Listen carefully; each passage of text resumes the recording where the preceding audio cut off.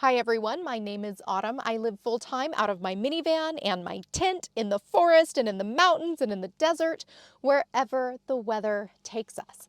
And I live with my crazy little cattle dog, Chloe, and she really is crazy. So I'm so glad you're here.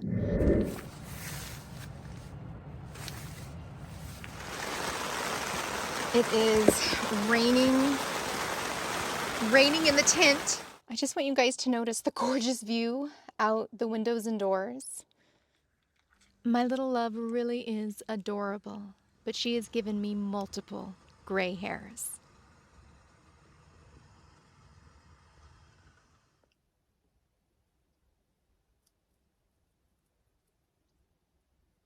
This is Chloe. She had to bring her toy with her on the entire walk. And the leaves are starting to change. You can really see it today. We're getting close to our beautiful, beautiful camp. The storm has begun. It's already started. Let me show you. That is the casualty of Chloe's stuffed toy. We'll clean that up. We won't be leaving that out there. But it got rained out before we could.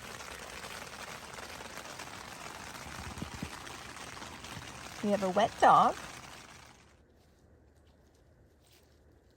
Life in the forest, living in the van and in the tent, it's sovereignty. I have never been happier. It's ironic that in choosing to release nearly everything, I discovered how full life could actually be. It's officially my favorite time of year. We have a storm rolling in.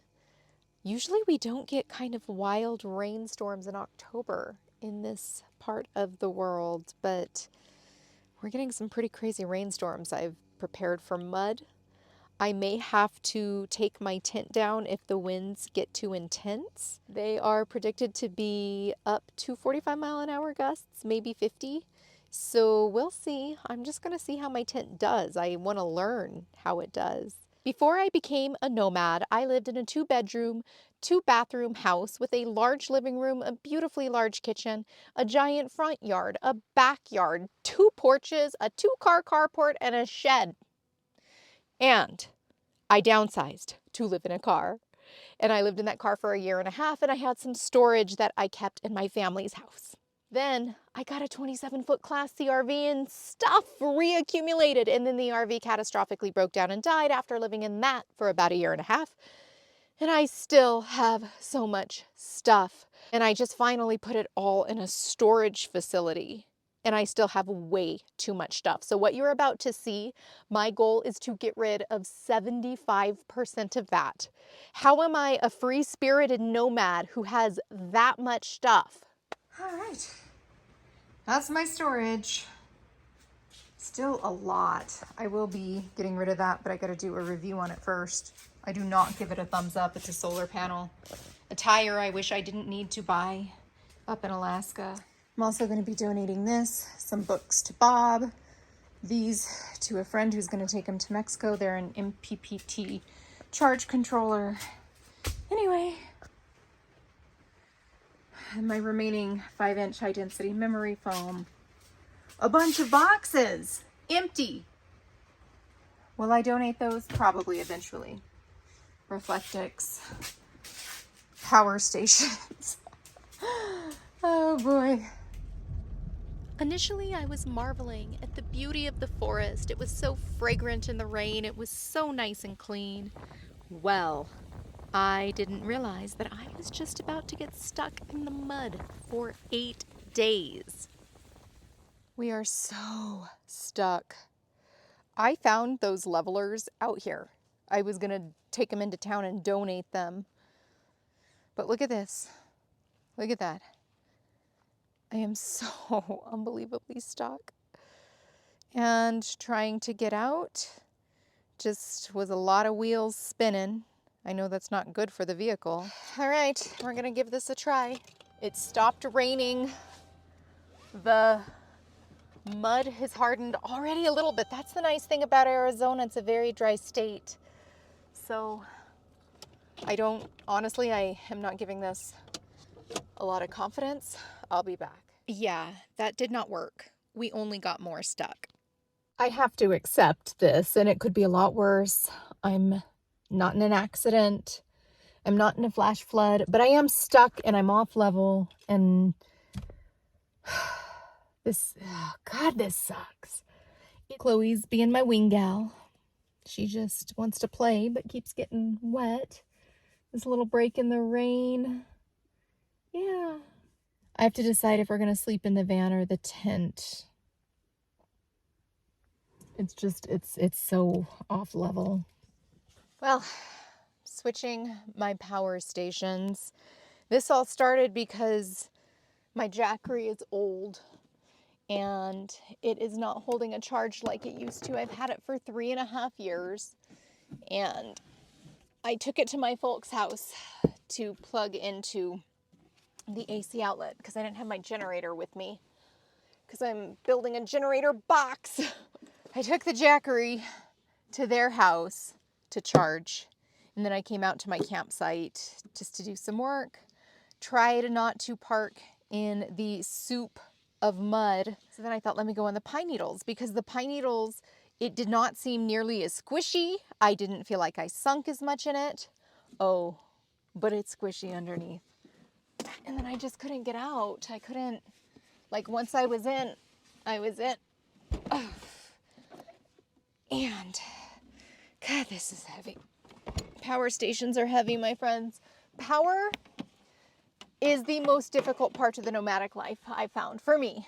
It's the most expensive part next to the vehicle itself, because the power stations or the batteries are expensive, and then you need solar, and then you need a generator, and it's all very expensive, but it's still worth it. I'm not complaining in a way that would change my nomadic life, but I will tell you, it's hard sometimes. Getting it figured out is just something you have to do. And nomadic life is worth it. It's absolutely worth it, even when it's hard. I am totally making the most out of this stuck in the mud situation. As frustrated as I was, I am almost thinking of this as fun now. I'm stuck in the woods for a week, people. Now, I live in the woods, but I always have the option, when I'm not stuck, to go into town. I don't have that option now. Nope. Oh my goodness. The problem is I got us level, and then even the levelers are sinking in the mud. So we keep getting off level. So we are parked like this. There's my van where it does not belong. And my little love bug, terrifying some poor little animal up there. Honey, should we go and stop terrifying the critters of the forest? Gosh, this is pretty.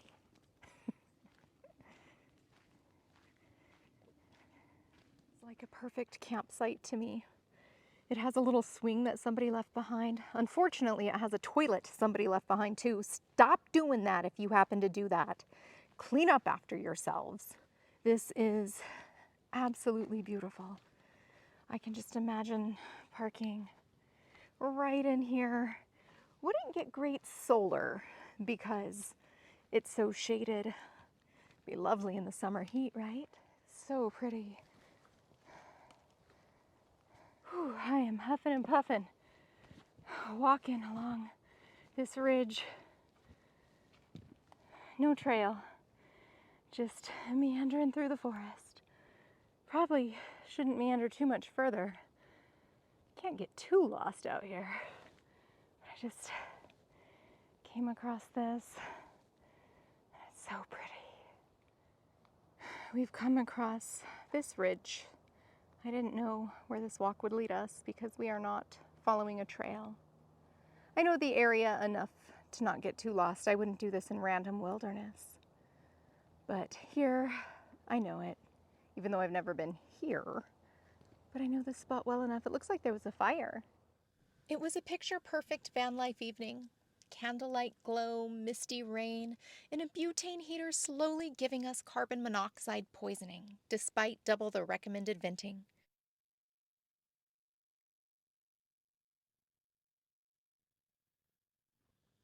It is so cozy and peaceful in the minivan. I recently shared my tent tour video and shared all about my tent, and I will tell you, I'm not yet sleeping in the tent. It's pretty cold outside right now, and the minivan is warmer. The minivan stays about 15 degrees warmer on the inside than the air outside. I have this indoor-outdoor thermometer. I actually feel safer in the van when I am traveling solo. That's not to say I'll never sleep in the tent. And in fact, I honestly do think for the most part that I would be just fine where I'm at. I'm in an incredibly safe area. I know it very well. And yet it's incredibly rainy. That's another reason. I mean, I'm stuck in the mud because it's so rainy. I have a sense I'll sleep better in the minivan. It is foggy out there. Wow, how beautiful. We have a dog up here, snuggled in the blankets. See, our tent is up there.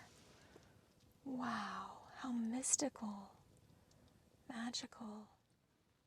Having both the glamping tent and our glamping minivan now presents a unique decision I must make each day. In which location do I want to have my coffee? The fog is so pretty out of both places.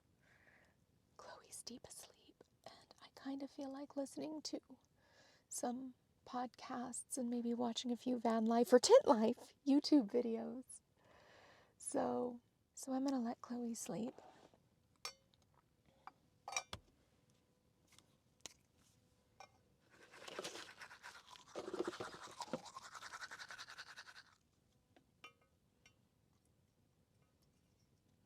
Here's the Mr. Buddy heater.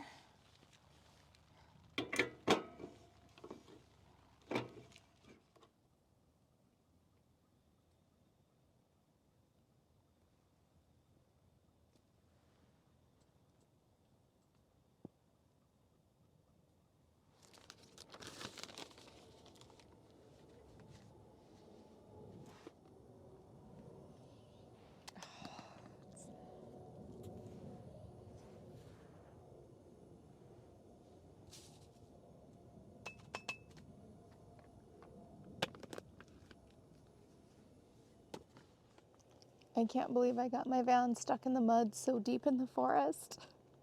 It was such an innocent mistake. Look, I'm not a 4x4. I want a 4x4.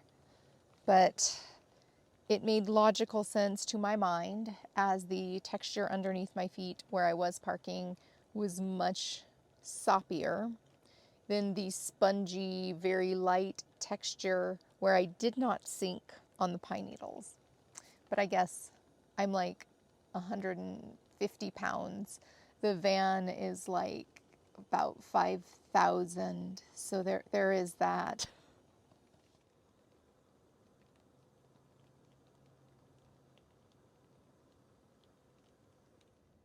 I've been stuck in the mud for 2 days now. I just tried getting out and it did not work. It's so unbelievably frustrating, and it's supposed to rain tomorrow, so my hands are all muddy. It could be a lot worse, but honestly, this is really annoying. It really sucks. I don't like being stranded. A tow truck could not come in. They would sink. There's essentially no way for me to get out besides waiting for the land to dry.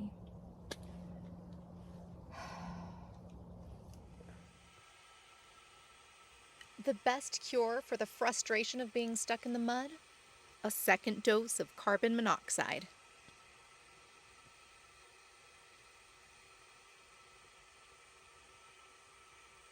I'm tired of being stuck in the mud. I've just had my 7th night in my stuck spot because it has been so rainy. And my prediction is that when the land is dry, that I'll be able to get out no problem. That it seriously is like impossible in the mud, but easy breezy when it's dry. I hope I'm correct. I really want up. Solar isn't charging my solar panels that great because I'm in the trees and I'm at like a steeper and steeper slant. I'm sleeping like this, practically like, you know, at a 45-degree angle, and like I'm not even exaggerating that much. Maybe it's like a 35-degree angle. We had 2 full days without rain, but we had so much rain that the ground is still pretty wet. Bob was gracious enough to get me my coffee creamer. That is a necessity. And also a couple gallons of water. And then right when I got stuck, my mom brought me some food and a few supplies to help me out for a week because we knew the weather was not going to participate with my need to escape.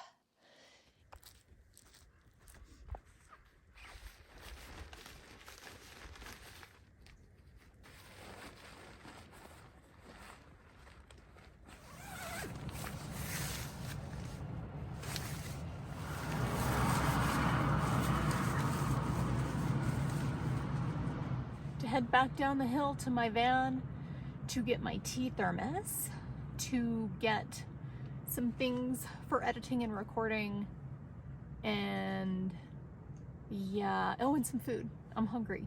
Feel free to join me as we head down to my stuck van.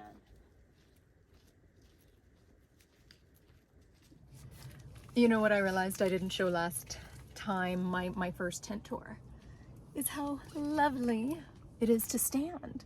I am fully standing, and I can even jump. My head is actually hitting the top when I jump, but I can dance, I can jump. It's fantastic. It was great to camp with Bob again, and we were getting ready to film for our other YouTube channel. You can adjust it, but then that's going to get bright. Right. This is actually kind of pretty. Let me see what you think of this. Okay, so here's that. We're going to do a personality evaluation. I'm going to come across as really weird. And you're going to wonder, is he really that weird? And the answer is yes, I really am that weird. After 8 nights of being stuck in the mud, we made our way out. Now, I had these grand plans to film ourselves as we moseyed up the mountain and escaped the mud pit. Well, we got out just in the nick of time, and I needed to get out fast before I could film. So you guys, I've been having some serious issues with Chloe. I bring levity to it, talking about how she's crazy, talking about how she's literally giving me gray hairs. But ever since Alaska, and even a little bit beforehand, I've been having some serious problems with Chloe. So I'm going to dedicate an entire video to that in a couple of weeks, because the truth is, I need to let you know what's going on with her. But what I will say for the storyline of this particular video, well, Chloe does fantastic. She has 100% recall whenever she's on a lead or in a contained area, even with distractions like a dog park. However, when she is off leash in the forest, she completely ignores recall. And it has become so problematic. It has become dangerous. It has become seriously life-threatening. It has been so unbelievably expensive for me. And what happened the last night that we were stuck in the mud? Well, that day Chloe ran off, ignored recall, and I chased her and found her eating dead elk guts. So she projectile vomited all over me that night because she ignored my recall, she ignored my drop it command, and I basically had to sleep in dog vomit because it was close to 20 degrees outside. I could not go to a laundromat in the middle of the night, and I didn't even know if my van would get out in the middle of the night because I was still waiting for the land to dry. So I cleaned up her vomit as best as I could, and then I had to sleep in vomit-covered blankets. Elk gut vomit covered blankets. But despite it all, we got out of the mud. It is just so darn beautiful. That's what's right outside the back of my rig this morning. That's my camp rug, because I was working over there. Just so pretty.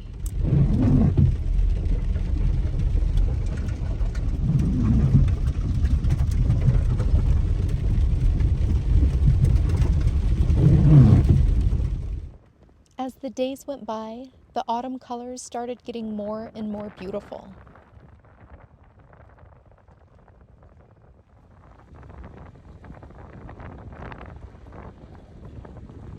Right now, I am editing footage for the Examine Life Daily, and I have my little love bug just laying right here next to me. I've done some van updates, and I'm doing a few more. Nothing like massively extravagant, but some things that just make it nicer, prettier, and more functional. So all of the above.